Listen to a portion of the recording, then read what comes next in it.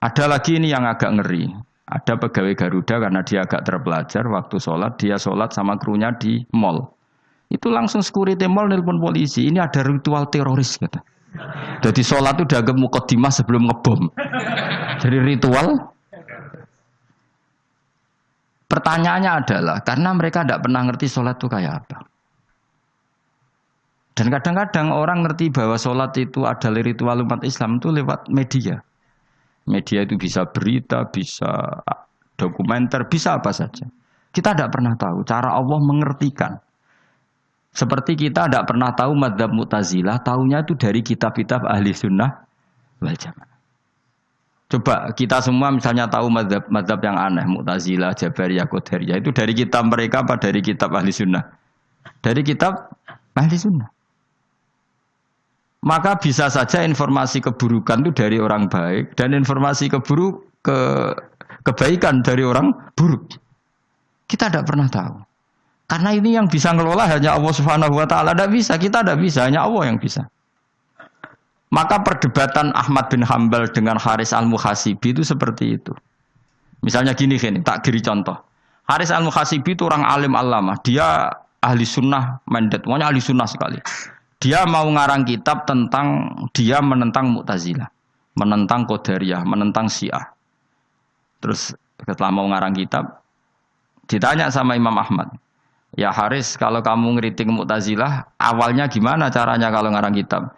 Ya saya cerita pendapat mereka dulu, lalu saya saya tentang. Imam Ahmad guyu-guyu. Bukankah setelah kamu cerita madzhab mereka plus argumentasi mereka, jangan-jangan pembacanya sudah tertarik. Pas kamu nentang, kamu sudah dianggap gawe-gawe. Karena kadung tertarik. Saya kita contoh wae, misalnya gini, kowe sekarang rasa bareng dadi wong soleh biasa wae. Aku ana gambar wong wedok montok tak tulis, hindari ini. Kira-kira dia moto hindari apa gambare? Enggak jawab ya, kira-kira lho. Sing mbok nikmati kata hindari apa? Sing mbok eling-eling kalimat hindari apa gambare? Kira-kira. Padahal tulisannya apa? Hindari bahaya ini. Bahaya ndi terus didelok. Terus sing dieling-eling ora hindarine tapi sama. Pendapat Mu'tazilah itu ada yang menarik. Misalnya gini, menurut Mu'tazilah, seseorang masuk neraka ya karena amalnya, masuk surga ya karena amalnya. Apa artinya kalau masuk surga karena fadl Allah? Lalu gunanya amal apa? Mungkin pembaca kan tuh, wah ini proporsional ini. Gak ada ahli sunnah, jadi bus warga mereka fadl pangeran. Kok enak? Lalu gunanya amal apa? Padahal dia tahu pendapat Mu'tazilah itu dari kitab itu, kitabnya orang ahli sunnah. Gak pernah tahu kita. Ya saya ulang lagi. Itu kan ibarat kayak KUHP. Kamu baca KUHP draft, terus kamu cocok. Kamu mesti nyalahkan yang demo. Atau baca buku selebaran orang demo, kan terserah kamu. Kamu kan punya akal, kan tetap milih. Tetap milih.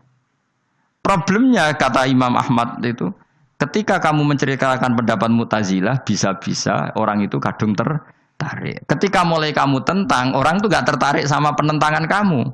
Berarti kamu ikut menyebarkan Mu'tazilah. Sama seperti tadi, gambar perempuan yang agak jorok tadi, sebetulnya tak tulisi kata hindari. Padahal Ruhin gak tahu, eling wong wedok gara-gara tak kei gambar hindari bahaya ini malah jadi eling. Orang eling tulisannya eling. Nah hakikat saya ini penyebar kata hindari apa penyebar gambar itu? Coba. Lalu status saya ini pengedar gambar itu apa pengedar kata hindari?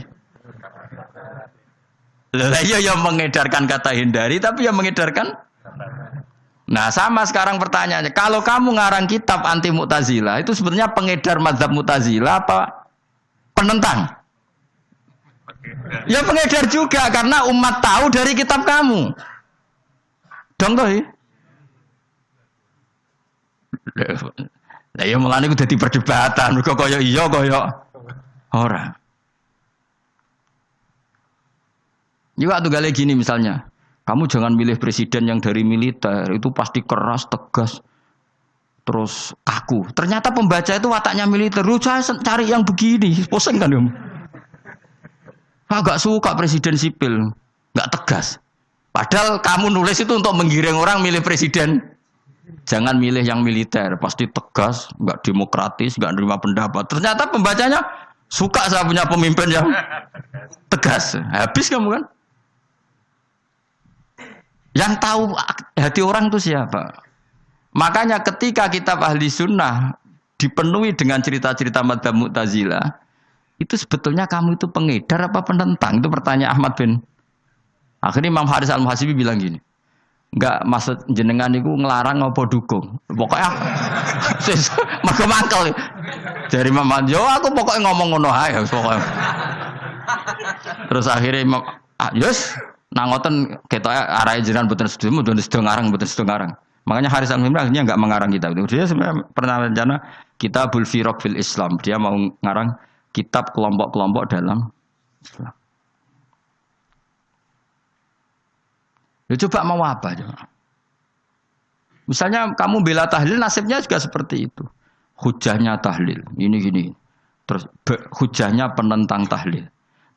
Yang bisa mengendalikan pikiran pembaca siapa? Ternyata dia tertarik sama pikiran penentang. Lucunya yang menceritakan kamu, pengagum tahlil.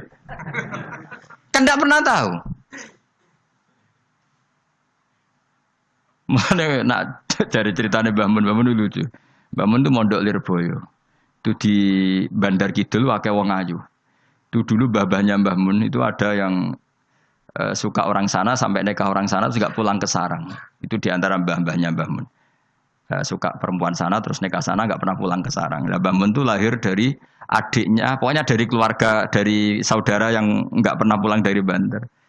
Diwasiati mun nak mondok ujo geman dolan ning Bandar Kidul. Gak akeh wong ayu. Akhirnya malah penasaran. Justru kalimat itu yang menjadikan maksudnya aku ajune nganti sepiro kok nganti mbahku katut kan malah akhirnya penasaran. Lalu kata Mbah Mun tak angen-angen bener Imam Ahmad bin Hambal. Maksudnya itu kalimat itu pancen ribet. Kalimat itu ribet pancen. Coba milih mana coba? Jong ojo geman moro pasar opo lah nang daerah kono. Ono opo? Bahaya kan. Gara-gara kamu melafatkan itu malah orang penasaran. Di sana ada. Bareng delok ning kono ya nak terus mulai nak ora. Nah, makanya pertanyaannya, pengarang buku juga kena hisab karena sebetulnya apa yang dia tentang orang lain menjadi tahu karena ceritanya dia. Coba kamu ngarang kitab saja yang anti Syiah atau anti Mu'tazilah atau anti Murji'ah atau anti otoritarian, mesti pembaca itu enggak bisa kamu kendalikan. Nah, itu juga rawan hisab, makanya berat. Makanya walatus alunna yauma idzin anin naim. Semua itu nanti dimintai tanggung jawab oleh Allah Subhanahu wa taala. Karena kita tidak pernah tahu. Akhirnya Haris Al-Muhasibi gak ngarang kitab. Imam Ahmad itu tidak punya karangan kecuali riwayat Musnadu Ahmad bin Hambal. Kalau ada 14 juz. Dia tidak punya karangan. Ketika ditanya, saya takut membuat hal baru dalam Islam. Karena karangan itu kan mesti melogikakan hukum. Sementara Allah tuh kadang nggak butuh dijustifikasi seperti itu. Jadi cara kitab usul fikih ini, sama tak bedai. Mungkin nggak Allah menyuruh kamu ngangkat gunung Merapi tanpa alat? Nggak, jawab saja. Latihan pinter ya. Mungkin nggak Allah menyuruh kamu disuruh ngangkat gunung Merapi? Mungkin nggak? Mungkin apa enggak? Nah, itu ulama usul fikih berdebat. Ada mengatakan tidak mungkin. Karena Allah tidak akan memerintahkan sesuatu yang tidak dimampui mukhatab, yang tidak dimampui manusia. Masuk akal. Kaul kedua mengatakan mungkin. Butuhe Allah iku mau wong muni yo tok nurut. Senajan to gak mungkin. Ayo Hen, Gunung Merapi angkat Hen. Nggih Gusti, siap. Langsung melayu mara. Kuwi Allah wis seneng, wah nurut aja iki. Tapi ya kemungkinan cek goblok ora takok sik. Kita kan tidak pernah tahu, makanya ulama ini debat. Kira-kira nak Hen Gunung Merapi angkat. Potensinya kan dua, kowe langsung melayu apa ngangkat. Potensinya kan kok gobloke ngono ora takok. Bicarane kok. Tapi ya mungkin dilembek pangeran. Cek nuruti ora paham-paham lah melayu. Ki milih ndi? Status ngene iki nurut apa goblok? Jawab, nurut apa goblok? Ya nurut goblok. Ya aja ngono lah. Kita tidak pernah tahu. Mulane tetap akhirnya pada akhirnya kita itu wain adri. Kita ini tidak pernah tahu. Tapi kita tahu bahwa semua ada hikmahnya. Makanya kadang orang alim itu bilang saya alim, kadang bilang saya tidak tahu. Maksudnya kita tahu Allah memerintahkan pasti ada hikmahnya, tapi kita tidak tahu maksudnya apa. Ya sudah seperti ini. Akhirnya dunia ya sudah seperti ini. Ya kadang ngerti, kadang nggak ngerti. Ya sudah biasa ya. Kalau kita tak tahu sesuk isih urip to ora. Iki jawab e. Muni ra roh iku nyatane yo koyo roh. Muni roh yo ora roh nak mati.